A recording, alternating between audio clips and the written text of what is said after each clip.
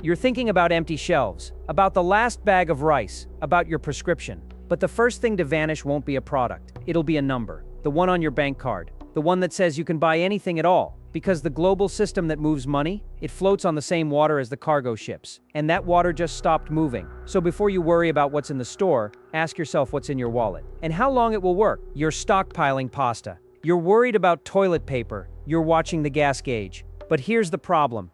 The real threat isn't on the shelf. It's in the factory that makes the shelf. Think about your morning. The coffee maker, the toaster, the car in the driveway. Each one needs a part, a tiny chip, a specific valve made halfway around the world. And here's what nobody tells you.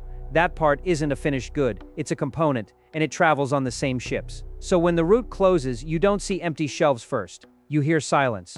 The factory line stops. Your new refrigerator order? Canceled, not delayed. Canceled because a $2 part can't get here. You're worried about what you can buy. You should be worried about what can't be made. You think your home is stocked. It feels that way. But the shelves in your house are an illusion. They're fed by a system that's already breaking, not in one place, in three, right now. Houthi attacks in the Red Sea, a drought shrinking the Panama Canal, tension gripping the South China Sea. This isn't a future threat, it's a current fracture. And here's the question it forces. What vanishes first? The answer isn't what you'd guess. It's not the exotic or the expensive. It's the everyday. The stuff with almost no backup. Your local store? It's running on a whisper of inventory, just over a month's worth. That's the national average. Think about that. A month. And then the pipeline goes dry. What's the first thing you'll reach for? That isn't there.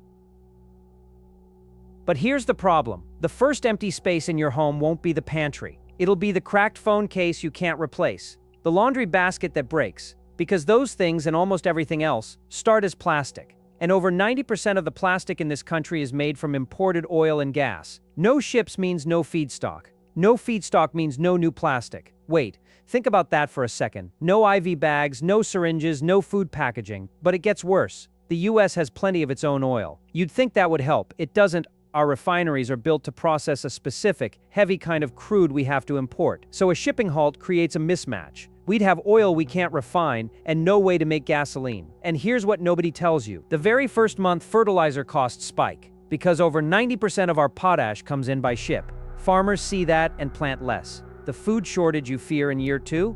The decision for that is being made right now. Week 1, you try to buy a new TV. The shelf is empty. Panic buying converted cash to things. Fast, but that's just noise. The real crisis is quieter. Month 1, your car plant shuts down. One missing part.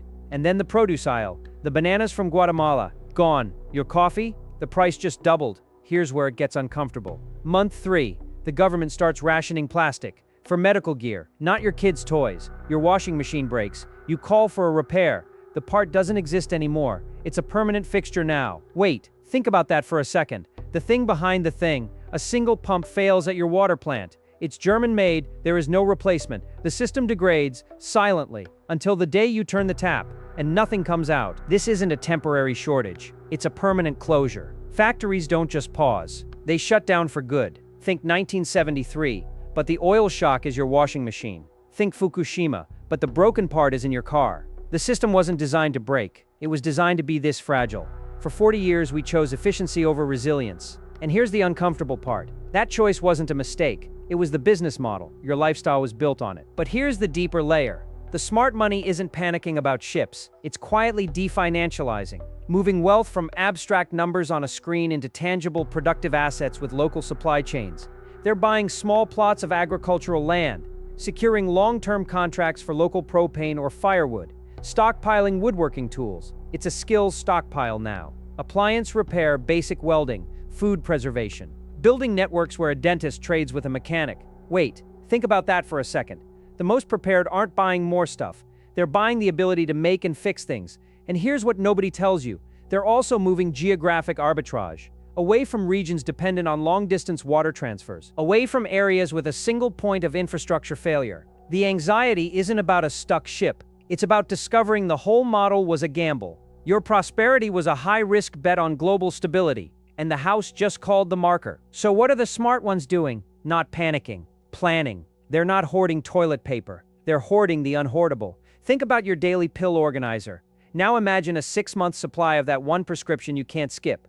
Or your spare glasses. The ones you keep just in case. That case just arrived. But here's the part that feels almost backwards. They're converting cash into physical silver. Why? Because when the digital grid flickers, a silver coin buys what a credit card can't, and they're looking at a map, not of the country, of their own region, targeting places with redundant infrastructure, local food, freshwater abundance. The Great Lakes region is a prime example. But wait, think about that for a second. They're not running to the hills. They're making their current home the endpoint of a shorter, stronger chain.